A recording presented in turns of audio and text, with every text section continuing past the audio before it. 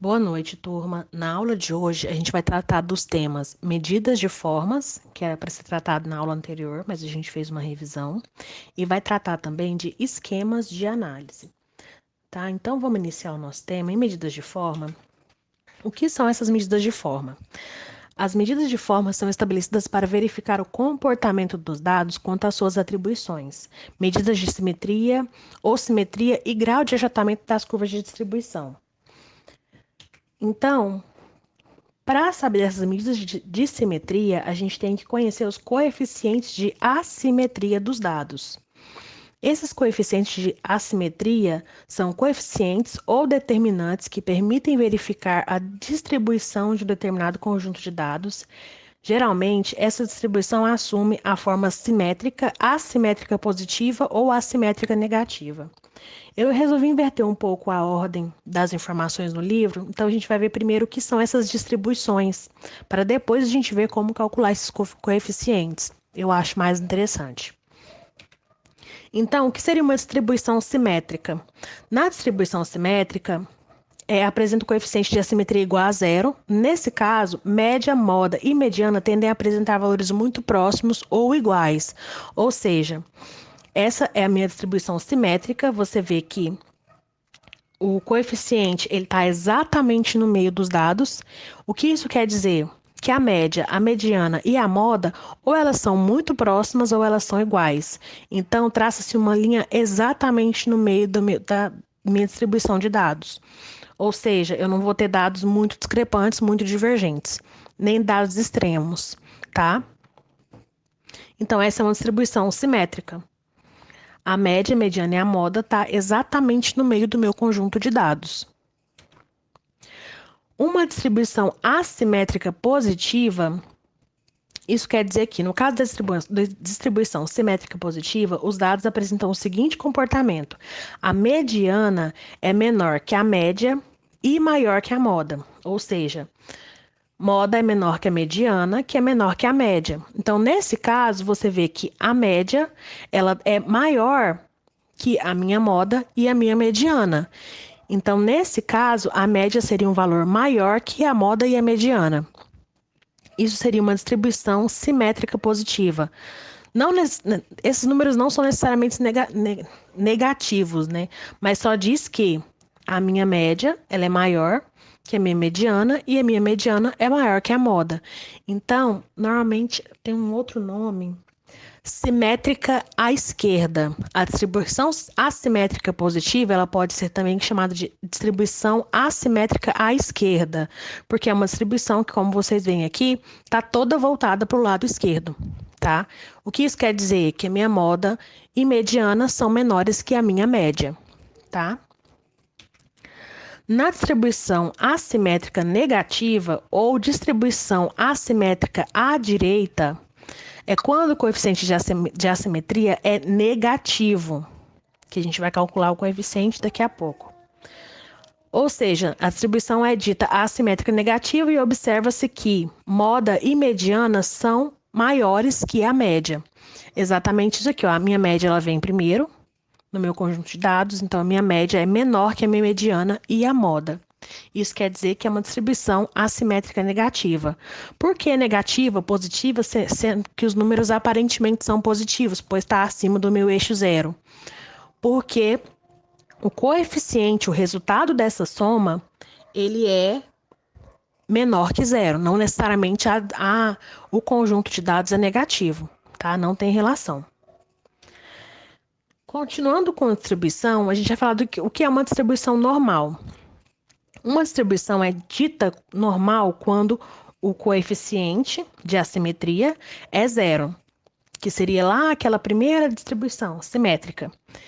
Nesse caso, a curva é simétrica. Para cada valor do desvio padrão, corresponde a uma área proporcional da distribuição em torno da média. Isso aqui é um pouquinho chato de entender, mas eu vou explicar de forma bem simples para vocês. Então, eu peguei até a mesma figura do livro para não ter dúvidas. Quando eu pego essa figura, aqui eu tenho a minha média, que ela está exatamente no meio do meu conjunto de dados. Essa aqui é a minha média. Então, para cada um desses quadrantes aqui, primeiro quadrante, segundo quadrante, terceiro quadrante, isso aqui corresponde a um desvio padrão, um valor de desvio padrão. Vamos supor que o meu desvio padrão é 2,5 e a minha média é 5. Então, aqui a minha média é igual a 5, o meu desvio padrão é 2,5. Usando o intervalo de média, o que isso quer dizer? Minha média 5 mais ou menos 2,5 vai corresponder a 68,3%. Então, o que isso quer dizer? Minha média mais 5 minha média 5 mais 2,5 é igual a 7,5. Então, isso aqui, esse valor daqui até aqui equivale a 7,5. Daqui até aqui equivale a média menos 2,5. Então, 5 menos 2,5 é igual a 2,5. Então, daqui até aqui, esse ponto aqui vai ser igual a 2,5, esse aqui igual a 5, esse aqui igual a 7,5. Esse aqui é o meu primeiro quadrante. Então, todos os meus dados que estão dentro dessa informação aqui em verde corresponde a 68,3% do meu conjunto de dados inteiros. Então, se eu tiver um número, por exemplo, eu tenho o número 6, 5, 7, 4, eu sei que esses números vão estar aqui dentro, ó, e que eles vão corresponder a 68,3% dos meus dados. No meu segundo quadrante, esse e esse, quer dizer que é a média mais 2, ou mais ou menos 2 desvio padrão. Então, tem 1, 2 desvio padrão, 1, 2 desvio padrão. Deixa eu voltar lá. Então, esses dois daqui, do início do meu quadrante até o final do meu quadrante, esse que está em azul e esse que está em roxo, meus dados vão estar representados por 99,5% dos dados. Ou seja, 99,5% dos meus dados vão estar dentro dessa curva aqui, do 13,59 até o outro 13,59. Então, a maioria dos meus dados vão estar a dois desvios padrões, mais ou menos 2 desvios padrões da minha média. O último quadrante representado aqui, que é este 2,15 e 2,15, somados, ou seja, daqui do início do meu primeiro quadrante até o final do meu primeiro quadrante, corresponde a 99,7% dos meus dados, ou seja, 99,7% dos meus dados estão a pelo menos 3 desvios padrão da minha média. O que isso quer dizer? Que se eu pegar qualquer dado dentro do meu conjunto de dados, a possibilidade dele estar dentro dessa estimativa aqui, dentro dessa curva, sem considerar essas pontinhas aqui, é de 99,7%, tá? E os outros 3%? A gente não, na verdade, os outros 3% são discrepâncias. Se o dado tá aqui, nas pontas da minha curva, são dados muito discrepantes, ou seja, eles fogem mais que 3 desvio padrão da minha média, tá? Então, são dados discrepantes, não, assim, vou considerar, mas eles normalmente tendem a enviesar o estudo, mas isso já é coisa que vocês não precisam focar, não. Mas são dados discrepantes, são dados que fogem muito do conjunto de dados, tá? Como a gente calcula esses coeficientes? O autor ele trouxe duas opções de cálculo dos coeficientes. Ele deu duas opções de coeficientes de Pearson para a gente usar dentro do nosso cálculo, para descobrir a forma da nossa distribuição. Então, o primeiro coeficiente de assimetria de Pearson é calculado com base nos valores da média, da moda e desvio padrão do conjunto de dados. O que seria esse cálculo? Então, coeficiente de assimetria, esse aqui é o mais simples dos dois, tá? Coeficiente de assimetria é igual a média menos a moda dividido pelo desvio padrão.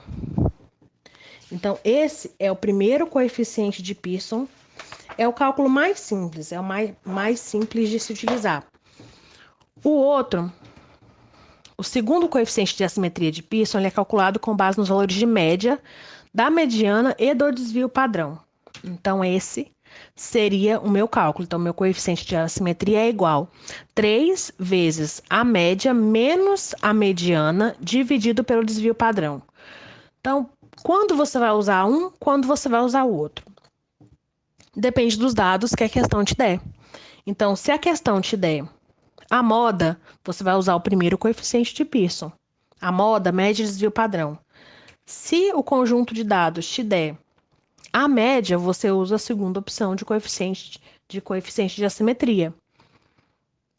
Do coeficiente de Pearson de assimetria, tá? Então depende muito das informações que você tem. E caso você tenha ambas as informações, o cálculo fica a seu critério. Só lembrando que aqui, nesse cálculo aqui, o que está entre parênteses é resolvido primeiro. Então, eu vou resolver a minha média menos a minha mediana, depois vou multiplicar por 3 e dividir pelo desvio padrão, tá? Aí, como a gente entende essas informações? Se o meu coeficiente de assimetria for igual a zero, eu vou ter uma distribuição simétrica, que foi aquela que a gente viu lá no início, onde a minha média está exatamente no meio da minha curva. Se eu tiver um coeficiente de assimetria maior que zero, eu vou ter uma distribuição assimétrica positiva. Por isso que ela é chamada de positiva, que é a distribuição assimétrica à direita, à esquerda, onde todos os dados, a curva ela está pendendo para a esquerda. Isso é a minha distribuição assimétrica positiva. E se o meu coeficiente for menor que zero, eu vou ter, como o próprio nome diz, distribuição assimétrica negativa. Vai dar um número negativo, você já sabe, então, que é uma distribuição assimétrica negativa, ou, como nome alternativo, distribuição assimétrica à direita, tá? Coeficiente de kurtose. Esse coeficiente é diferente do que a gente estava falando de coeficiente de assimetria. Então, o que seria? As medidas de kurtose indicam o grau de achatamento das curvas de distribuição e podem ser platicúrtica, mesocúrtica ou leptocúrtica. Esse achatamento é avaliado por meio de uma comparação com a distribuição normal, conhecida como padrão. Então, o que seria esse coeficiente de kurtose? Aqui eu tenho uma curva leptocúrtica, que seria o meu coeficiente maior que zero, ou seja, ela é mais acentuada, ela é mais... ela pende mais para cima.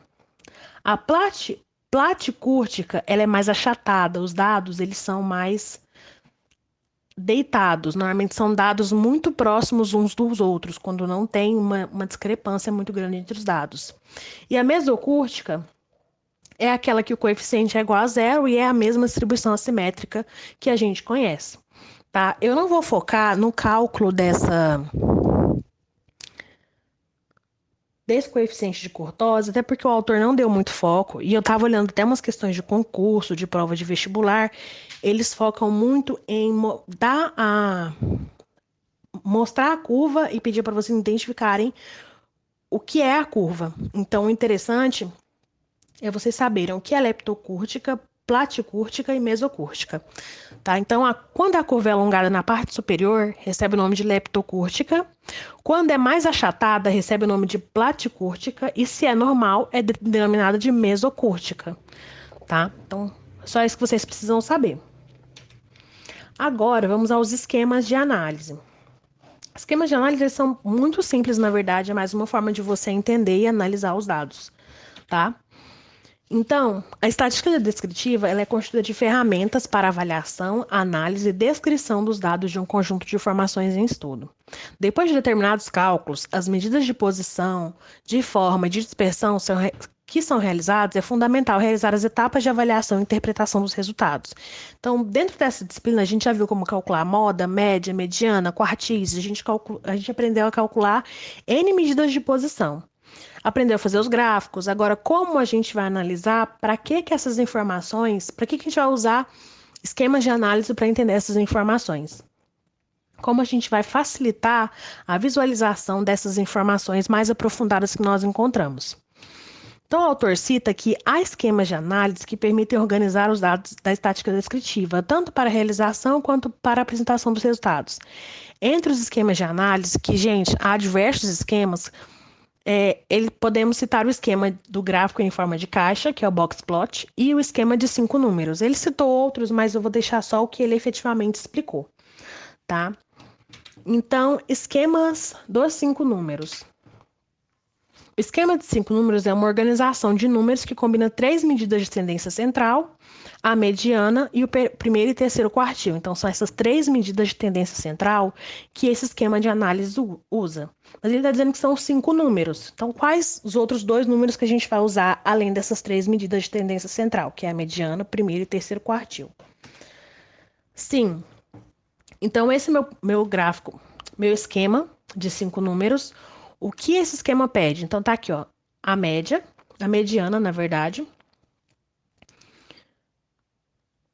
Peraí, que eu já me confundi. É mediana mesmo. Então, aqui fica a minha mediana, meu primeiro quartil e meu terceiro quartil. Então, os outros 2 pontos vão ser meu x1 e o meu xn, que seria o último número do meu conjunto de dados.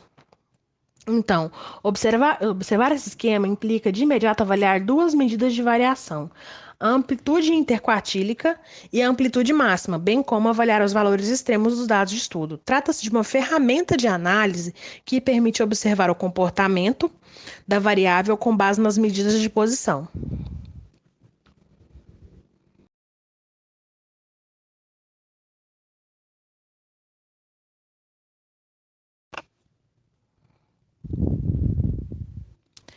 Então, turma, eu trouxe o exemplo da aula passada para vocês, a informação destes 18 alunos, tá? Para a gente verificar onde eu vou identificar esses pontos, tá? Então, aqui, o X1, os dados já estão organizados, tá? Por ordem crescente. Então, o meu X1 vai ser o primeiro número do conjunto de dados. O meu primeiro quartil vai ser 165. Esse primeiro quartil é representado pela fórmula x, que é a posição, é igual a n mais 1 dividido por 4. O resultado, eu vou identificar qual número que é. No caso desse aqui, apareceu 4,75, que seria 18, que são 18 alunos, mais 1, 19, dividido por 4, dá 4,75. Como é um número acima de 7, eu arredondo para cima. Então, 1, 2, 3, 4, 5, deu o primeiro quartil, 165. Então, a mediana, que é o número a medida central do conjunto de dados, então eu tenho 18 números, é um número par, então são esses 2 números. Se fossem números divergentes, somaria os 2, dividiria por 2. Posso fazer o mesmo aqui, vai dar o mesmo resultado. Mediana, 167. O terceiro quartil é o primeiro quartil multiplicado por 3. 4,75 vezes 3, não vou me lembrar do resultado agora, mas deu algo em torno de 14,25, se eu não me engano. Então, como deu 25 abaixo de 5, 14,25, o primeiro número depois da vírgula inferior a 5, eu arredondei para baixo, deu o número 14, então meu terceiro quartil é 1,73. Eu encontro aqui, né, onde fica o número de posição 13, deu 173, e xn é meu último número do conjunto de dados, que é 1,83. Então, é assim que vocês identificam os 5 pontos, tá? Jogando na fórmula, meu x1, 160, meu primeiro quartil, 165, minha mediana, 167, terceiro quartil, 173, e xn, meu último número do conjunto de dados, tá? Então, é assim que a gente usa os 5 pontos. O que esses 5 pontos podem me dizer? Eu posso ter amplitude total, se eu for diminuir o maior número pelo menor número, vai dar 13 de amplitude total. Eu posso saber o meu intervalo interquartílico, que é o terceiro quartil menos o primeiro quartil, e eu vou saber qual o número qual é a mediana, qual o número que está exatamente no meio do meu conjunto de dados. A partir da mediana eu sei que 50% dos dados abaixo, que há 50% dos dados abaixo de 167 e há 50% dos dados acima de 167, tá? O próximo esquema que a gente vai ver é esquemas de análise Blockspot. O esquema dos 5... Não.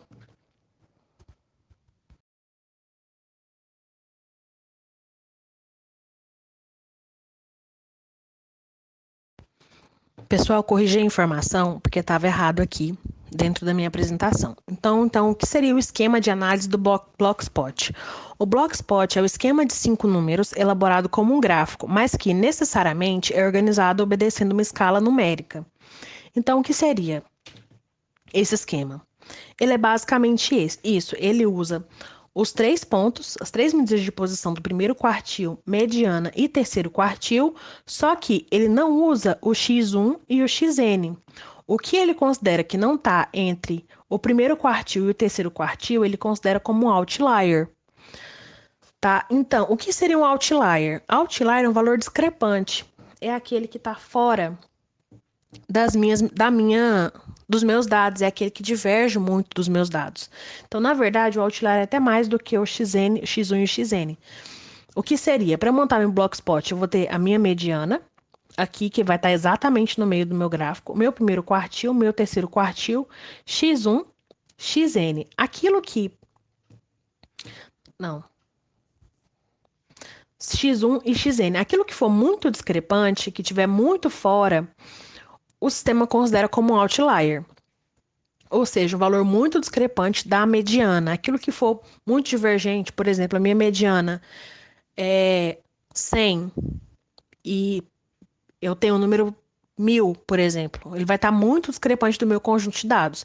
Ele não quer dizer que ele não faça parte do meu conjunto de dados, só que ele é muito discrepante, eles dão o nome de outlier.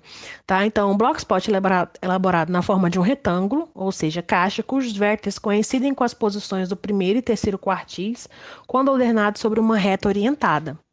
O esquema Blockspot potencializa pela simples observação a verificação da existência ou não de pontos divergentes, discrepantes ou estranhos, que seriam os outliers, os pontos discrepantes, além de indicar uma forma de distribuição. Como ele vai indicar essa forma de distribuição? Comparando o Blockspot às distribuições simétricas, a simétrica positiva e a simétrica negativa, a gente pode ver que quando ele está exatamente no meio, a mediana no meio, primeiro quartil, segundo quartil ordenado e o gráfico exatamente no meio da minha distribuição de dados, ele é considerado como uma distribuição simétrica. Quando a minha mediana está muito próxima do meu primeiro quartil e mais distante do meu terceiro quartil, e o retângulo está mais voltado para a esquerda dos meus dados, ou seja, isso aqui é o conjunto de dados, ele está mais voltado para a esquerda. Ele é comparado à distribuição assimétrica positiva, ou distribuição assimétrica à direita, à esquerda. À esquerda. Então, quando o meu Blockspot dentro do meu conjunto de dados está mais voltado para a direita, e a minha mediana está mais próxima do meu terceiro quartil do que do meu primeiro quartil, ele é considerado ele se assemelha à distribuição assimétrica negativa ou distribuição assimétrica à direita. Tá? Então, essa é a interpretação dele, não é muito diferente. O mais comum, ele é bastante utilizado, claro, mas o mais comum para análise de um conjunto de dados seria a distribuição simétrica, assimétrica positiva e assimétrica negativa. Tá bom? Então, agora, turma, é só realizar a atividade, tá? Qualquer dúvida é só me chamar, tô no WhatsApp aqui. Esse conteúdo é mais simples, a gente não vai se aprofundar muito em Blockspot, em esquemas de análise, na verdade. A gente vai usar mais a assimetria, depois a gente vai voltar naquele primeiro, no desvio padrão, primeiro desvio padrão, um desvio padrão, dois desvios padrões, três desvio padrões, que eu acho que é importante. Mas nessa aula a gente só deu uma pincelada, tá? Então, acabou por hoje. Vou estar disponível no WhatsApp até às 22h20 para esclarecimento das dúvidas em relação à atividade, tá bom, turma? Então, qualquer coisa é só me chamar. Tenha uma boa noite.